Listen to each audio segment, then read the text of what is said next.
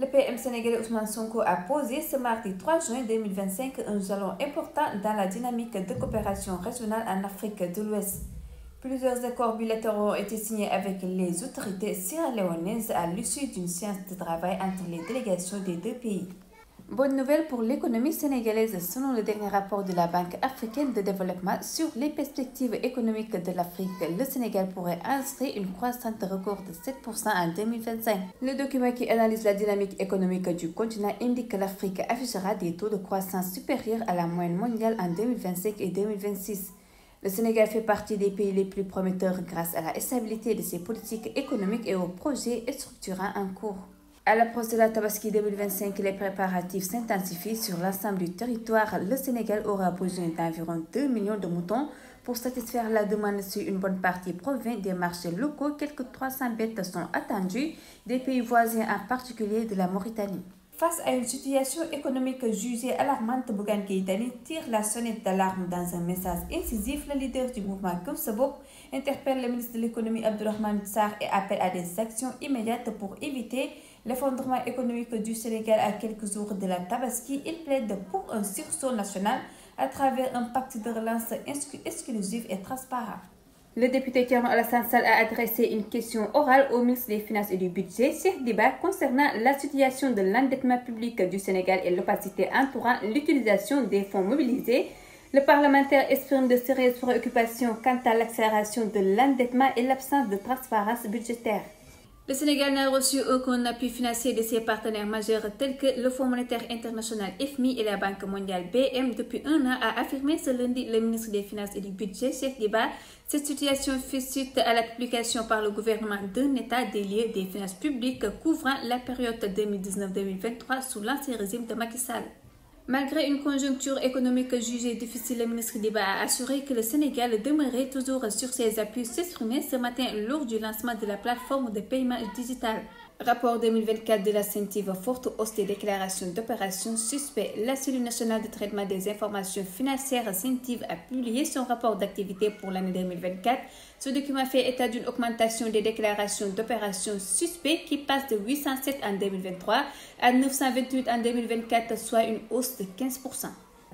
Le paysage financier sénégalais fait face à des menaces croissantes. Le rapport 2024 de la cellule nationale de traitement des informations financières CENTIF révèle une hausse préoccupante des activités financières suspectes ainsi qu'une montée inquiétante de la supercriminalité.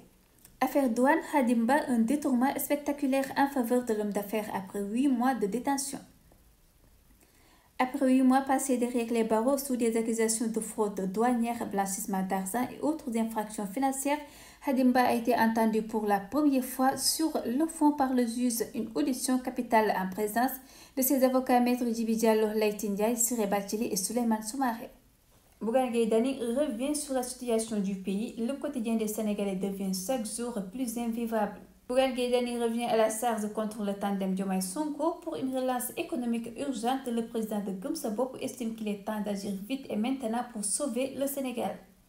Scandale de 8 milliards de francs CFA, la convergence des jeunesses républicaines dénonce avec la plus grande fermeté les conditions troublantes dans lesquelles le président de l'Assemblée nationale, El Malick Ndiaye, a attribué un marché public un montant de 8 milliards de francs CFA pour l'acquisition de véhicules destinés aux députés. La division des investigations criminelles DIC a interpellé un individu en possession de 8 plaquettes de 100 kg de hashish.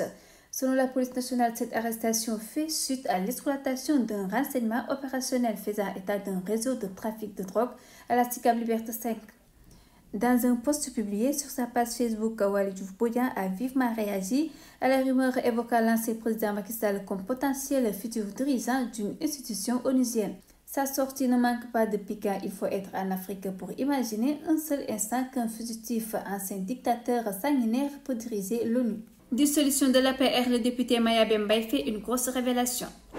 Le député Maya Bembaye, membre de PASTEF, a annoncé lors d'une émission de Sunugal 2024 qu'une dissolution du parti présidentiel APR pourrait être envisagée si une enquête confirme l'implication de ses membres dans le recrutement de nervis. Une déclaration qui a créé la stupeur sur les plateaux et qui pourrait rebattre les cartes sur la scène politique nationale.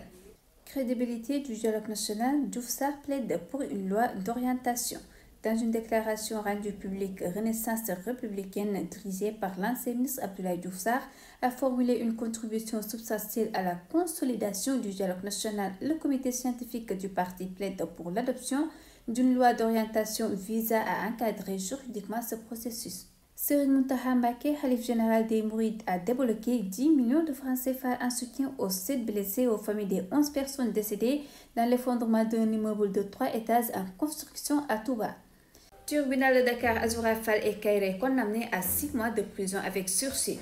Le verdict est tombé pour les 2 militants de Pastef, Assane Gueye et El Hadj Ousseynou Kairé. Ils ont été condamnés à 6 mois de prison avec sursis pour avoir tenu des propos contraires aux bonnes mœurs dans des vidéos visant Macky Sall.